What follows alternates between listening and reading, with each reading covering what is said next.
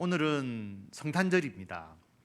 성탄절은 예수님께서 태어나신 것을 감사하고 예배하는 날입니다.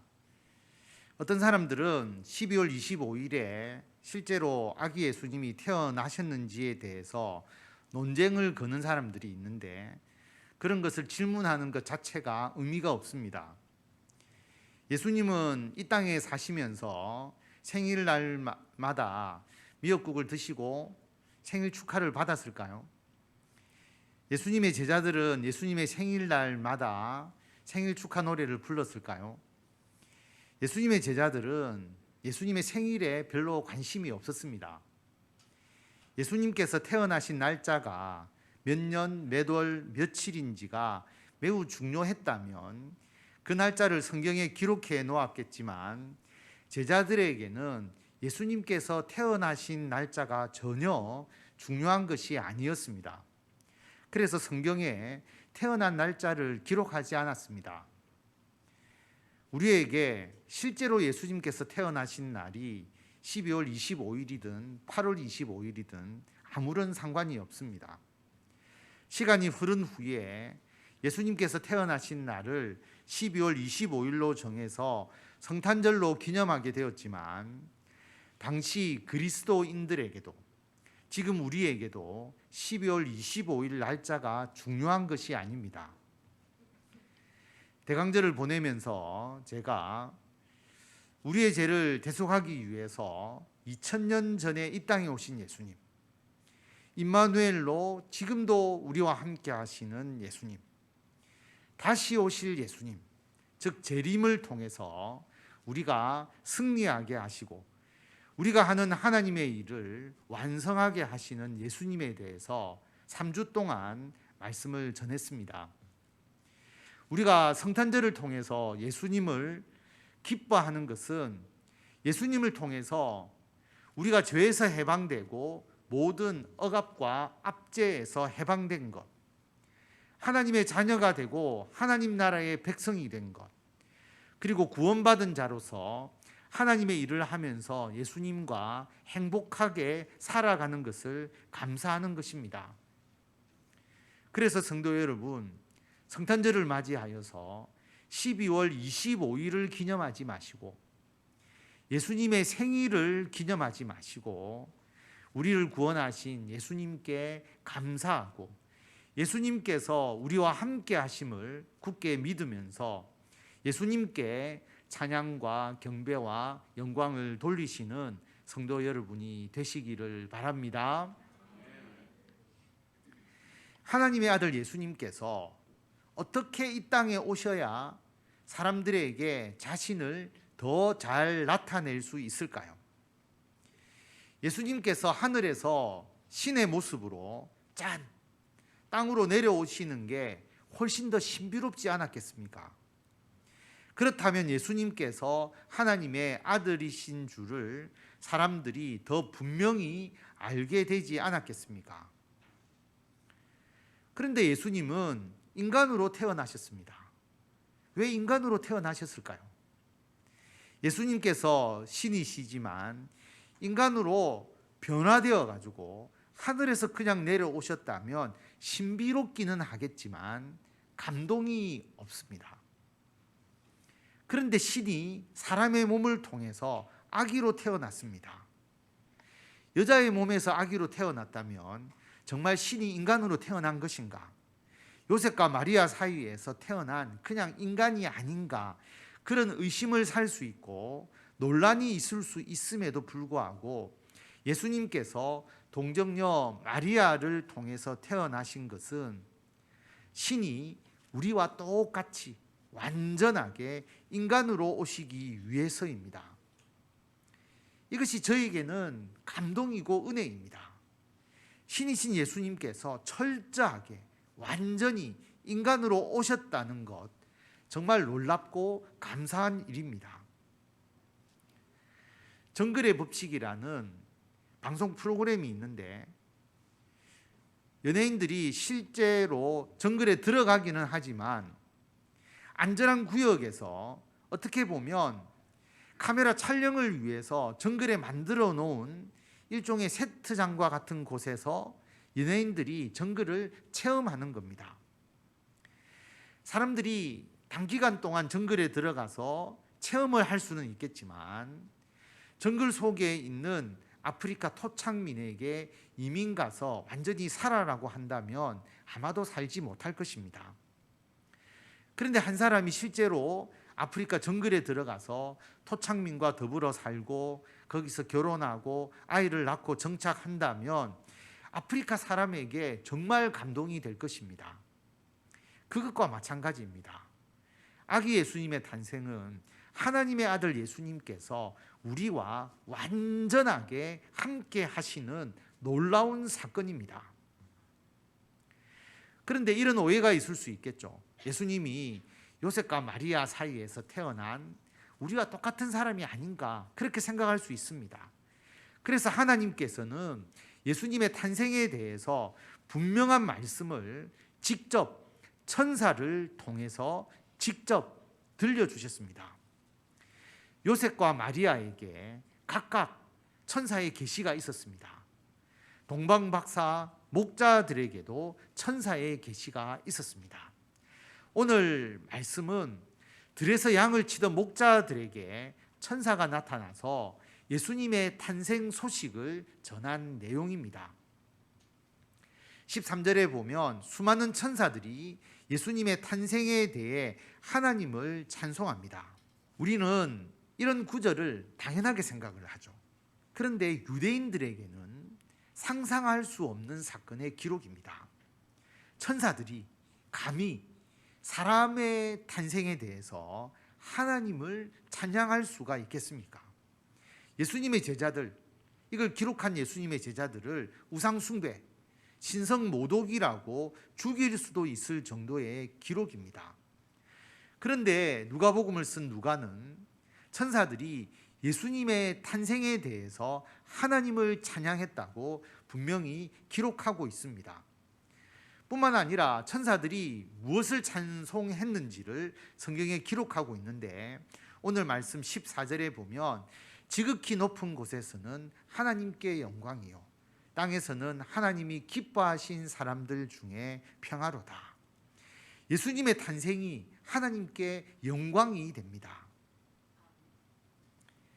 우리는 부모가 아이를 낳으면 누굴 닮았는가 여기에 대해서 관심이 있죠. 부모는 자녀가 엄마나 아빠를 닮았다라고 말하면 기분이 좋습니다. 자녀가 부모를 닮은 것 당연한 것인데도 부모의 기쁨입니다. 예수님께서 태어나신 것이 아버지 하나님의 영광이 되는 것은 예수님께서 하나님을 꼭 빼어 닮았기 때문입니다. 외모를 닮았다는 의미가 아니죠. 하나님 아버지의 독생자, 하나님 아버지의 모든 것을 오직 예수님만이 그대로 닮았습니다. 요한복음 14장에 보면 예수님의 제자 빌립이 예수님께 아버지를, 하나님을 우리에게 보여주십시오. 그러면 우리가 만족하겠습니다 라고 말합니다. 그때 예수님께서 뭐라고 말씀하셨느냐 하면 빌립아, 내가 이렇게 오래 너희와 함께 있었는데 너가 나를 알지 못하느냐? 나를 본 자는 아버지를 본 것이다. 그런데 어떻게 아버지를 보이라고 하느냐? 예수님을 본 것이 아버지 하나님을 본 것과 똑같다라고 할 정도로 예수님은 하나님과 닮았습니다. 외모가 닮았던 것이 아니고요. 어떤 면이 닮았느냐 하면 골로새서 2장 9절에 보면 그 안, 예수님 안에는 하나님의 신성에 충만한 것이 그의 육체 안에 거하시고, 빌립보서 2장 6절에 보면 예수님은 근본 하나님의 본체이시고, 히브리서 1장 3절에 보면 예수님은 하나님의 영광의 광채이시고 하나님의 본체의 형상이시다라고 말합니다. 예수님 안에는 신성이 충만하고 하나님의 성품이 충만하고, 그래서 완전한 인간이시지만 하나님의 성품과 신의 본질을 가지고 계신 분이시다라고 하는 것입니다. 그래서 이 땅에 오신 예수님은 하나님 아버지를 가장 잘 나타내어 주는 분이십니다. 하나님의 영원한 신성과 그 영광이 예수 그리스도 안에 충만하게 거하고, 또 예수님을 통해서 하나님의 신성과 영광이 확연히 나타납니다. 그래서 예수님을 본 자는 하나님을 본 것입니다. 그러므로 예수님의 탄생은 아버지 하나님의 영광입니다. 그리고 자녀가 잘 되면 자녀만 좋은 것이 아니죠. 부모님도 축하를 받습니다. 마찬가지죠. 예수님께서 이 땅에 오셔서 십자가에서 달려 돌아가시고 부활하셔서 온 인류를 구원하셨습니다. 예수님을 통해서 우리가 구원을 받았습니다. 죄로 인해 죽을 수밖에 없던 저와 여러분이 예수님 때문에 영원한 생명을 얻게 되었습니다. 예수님 때문에 우리가 하나님의 자녀가 되고 하나님의 백성이 되었습니다. 하나님을 위해서 살아가는 사람이 되었습니다. 예수님의 십자가의 대속으로 구원받고 하나님의 자녀가 된 수많은 사람들이 예수님뿐만 아니라 하나님께 영광과 존귀를 돌립니다. 그러므로 예수님의 탄생은 하나님의 영광입니다. 물론 하나님께는 예수님께서 인간으로 이 세상에 태어나신 것이 가슴 아프기도 한 사건입니다.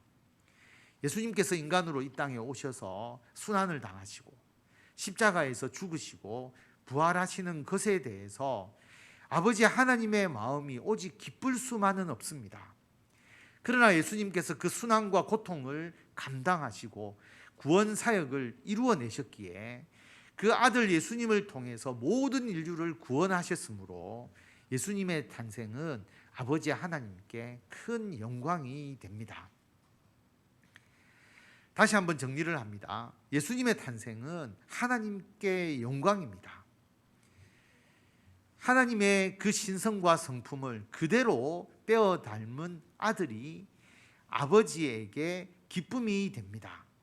하나님을 가장 잘 나타내어 주는 분이 예수님이므로 예수님의 탄생은 하나님께 영광입니다.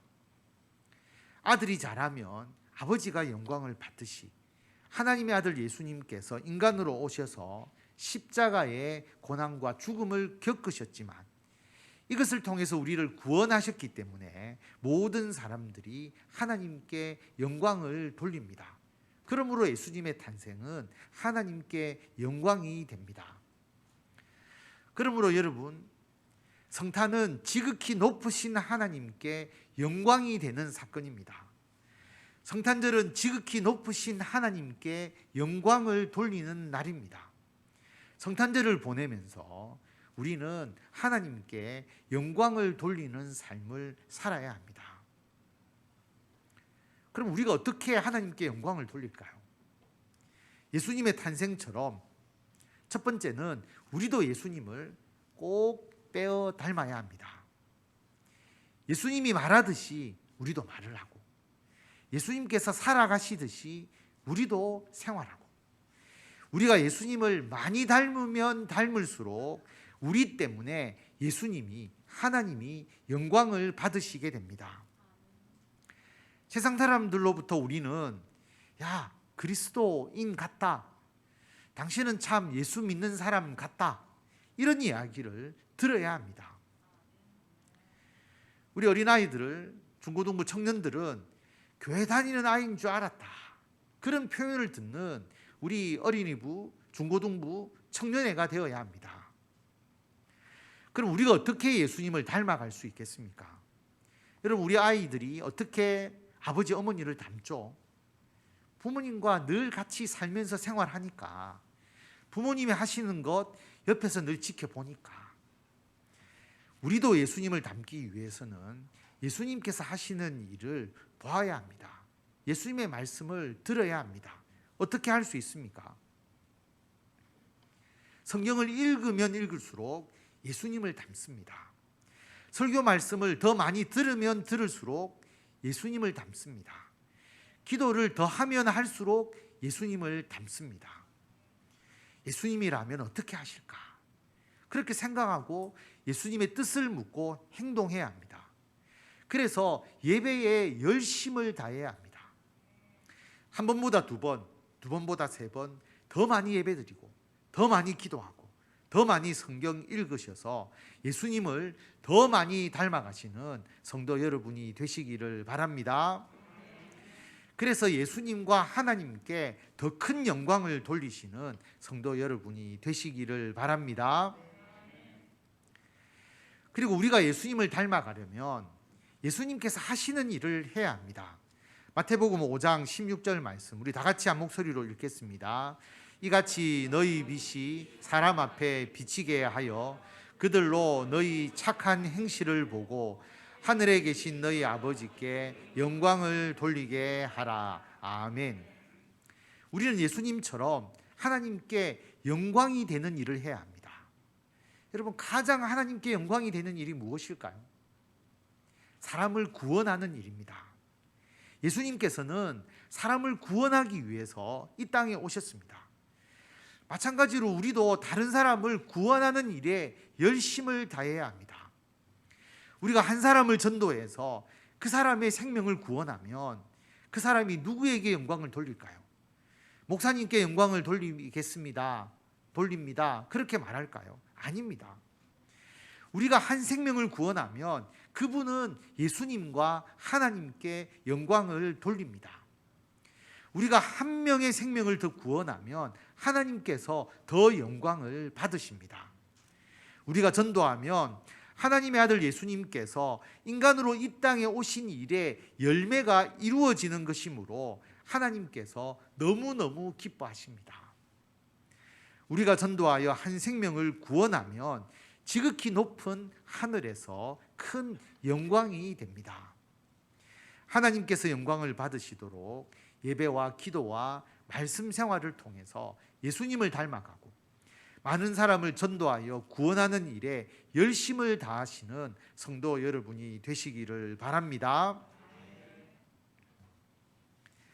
또한 예수님의 탄생은 땅에서 하나님을 기뻐하는 사람들 중에 평화입니다. 예수님의 탄생을 통해서 이 땅에는 평화가 있게 됩니다. 그런데 여러분, 조건이 있습니다. 하나님이 기뻐하신 사람들 중에 평화입니다. 예수님의 탄생을 세상 모든 사람들이 기뻐하는 것은 아닙니다. 오히려 예수님의 탄생의 의미를 점점 약화시켜버리고 예수님을 성탄절에서 지워버리고자 하는 세상의 세력들이 있습니다. 예수님의 탄생 소식은 사탄에게는 청천벽력과도 같은 소식이었습니다. 그래서 예수님이 인간으로 이 땅에 오심에 대해서 사탄과 이 세상의 권력을 가진 자들은 두려워했습니다. 예수님을 대적했습니다. 예수님께서 가버나움 회당에서 백성들을 가르치실 때에 더러운 귀신 들린 자가 큰 소리로 이렇게 외쳤습니다. 누가복음 4장 34절에 보면 나사렛 예수여, 우리가 당신과 무슨 상관이 있나이까? 우리를 멸하러 왔나이까? 나는 당신이 누구인 줄 아노니 하나님의 거룩한 자니이다. 저처럼 이렇게 말하지는 않았겠죠. 아주 부르짖으면서 아주 강하게 이야기를 했을 겁니다. 예수님의 탄생은 사탄의 세력을 멸하기 위한 것입니다. 왜냐하면 사탄은 우리를 죄를 짓게 만들거든요. 죄를 짓고 난 이후에 그 죄에 대해서 정죄를 합니다. 고발을 합니다. 그래서 죄로 인해서 우리가 하나님과 점점 멀어지도록 만듭니다. 그런데 예수님은 십자가의 대속을 통해서 우리가 지은 죄를 다 사해 주시고 우리를 하나님과 더 가까이 가도록 만듭니다. 그러므로 예수님의 탄생은 사탄의 힘을 잃어버리게 하는 사건입니다. 그래서 사탄이 예수님의 탄생을 좋아하지 않죠. 오히려 두려워했습니다. 뿐만 아니라 사탄은 사람들에게 예수님의 탄생의 의미를 지워버리려고 합니다.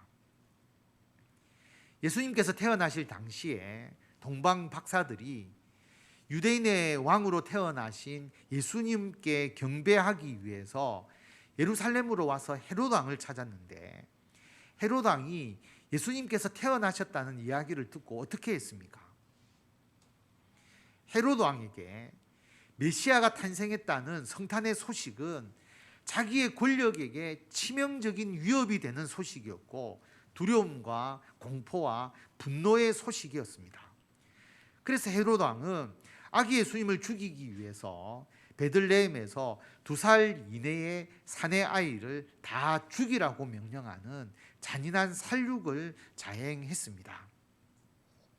성도 여러분, 예수님께서 이 땅에 오심으로 영적 전쟁이 시작되었습니다.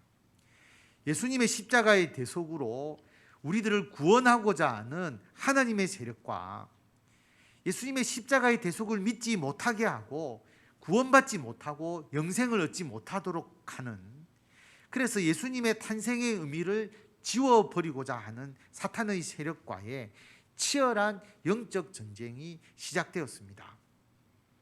성탄절을 그냥 공휴일 중에 하나로, 연말 연시의 축제 중에 하나로 그렇게 변질시키고 예수 탄생의 흔적을 지워버리려고 하는 요즘 세상의 흐름들, 바로 헤롯이 예수님을 죽이기 위해서 2살 아래의 사내 아이를 다 죽이는 것과 같은 행위입니다. 그러므로 예수님의 탄생은 사탄의 세력과의 영적 전쟁이 본격적으로 시작되는 사건입니다. 물론 예수님의 십자가의 대속으로 사탄의 세력을 완벽하게 예수님이 이기셨습니다. 그러므로 예수님을 믿는 우리들도 이 사탄의 세력에 대해서 넉넉하게 이깁니다. 그런데 여러분, 예수님의 탄생은 하나님이 기뻐하는 사람들, 예수님을 믿는 사람들에게는 평화입니다. 어떤 평화입니까? 죄로 인해서 사람은 하나님과의 관계가 단절되었죠. 그래서 사람의 힘으로는 절대로 하나님께 나아갈 수가 없습니다. 여러분, 어린아이가 부모님께 죄를 지었다고 생각해 보세요. 집에 있는 돈을 몰래 훔쳐서 PC방에 가서 실컷 게임하다가 돈을 다 쓰고 왔습니다. 집에 선뜻 들어올 수 있을까요?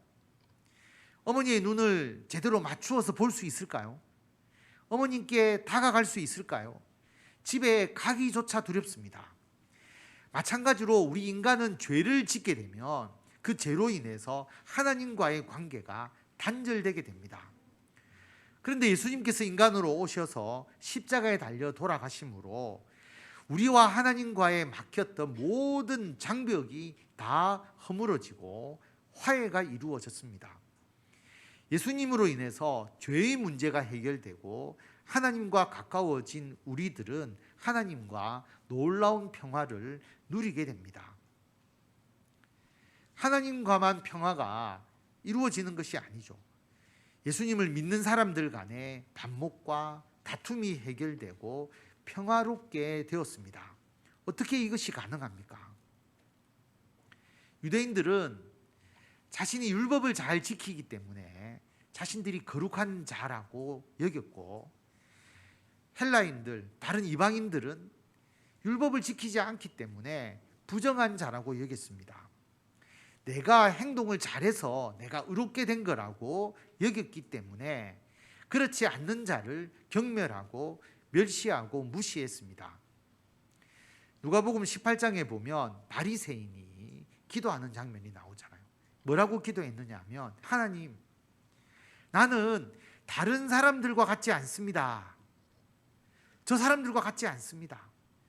저 사람들 토색하고 불의하고 간음하는 자들이지 않습니까? 나는 그런 일을 안 하니까.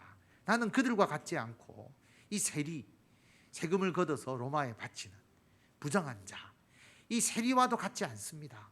그게 참 감사합니다. 이렇게 기도했거든요. 나는 저 사람들과 같은 부류의 사람이 아니고 내가 훨씬 더 율법을 잘 지키고, 그러므로 나는 의롭고 저 사람들은 부정하다. 다른 사람들을 경멸하고 멸시하게 됩니다. 그런데 예수님의 탄생으로 율법을 더 잘 지켰다고 구원을 받는 게 아니라 예수님의 십자가의 대속으로 죄를 용서받았습니다. 예수님을 믿음으로 죄의 문제가 해결되었고, 예수님을 믿음으로 구원을 선물로 받았습니다. 그러므로 우리의 구원은 오직 예수님의 은혜입니다. 그러니까 내가 다른 사람들보다 더 우월하다, 그렇게 생각할 이유가 전혀 없게 되어 버린 것입니다. 그래서 예수님의 탄생은 예수님을 믿는 모든 사람들, 이 땅에서 하나님께서 기뻐하신 사람들 중에 평화입니다.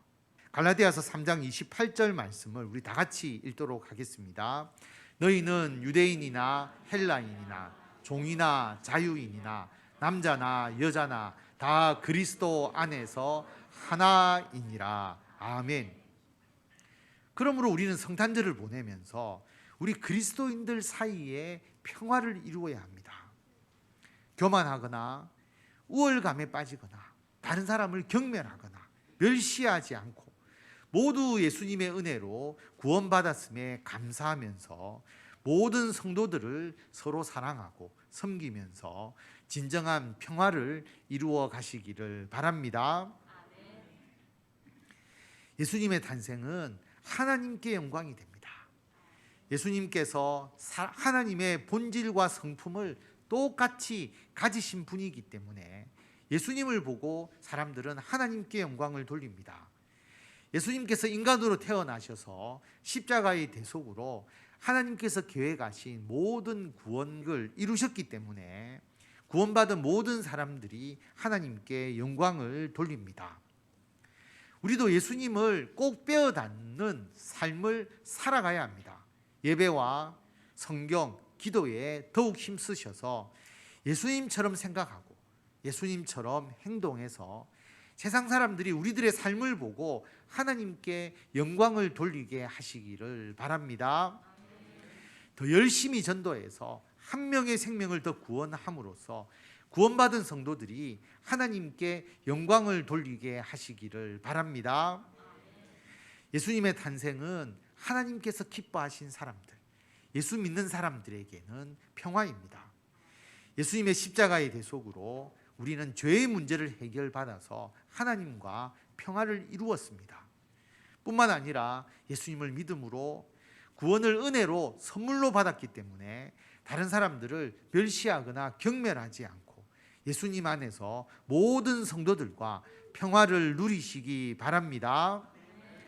성탄절을 맞이해서 우리의 삶을 통해서 모든 사람이 하나님께 영광을 돌리게 하고 모든 그리스도인들과 함께 평화를 누리시는 성도 여러분이 되시기를 바랍니다.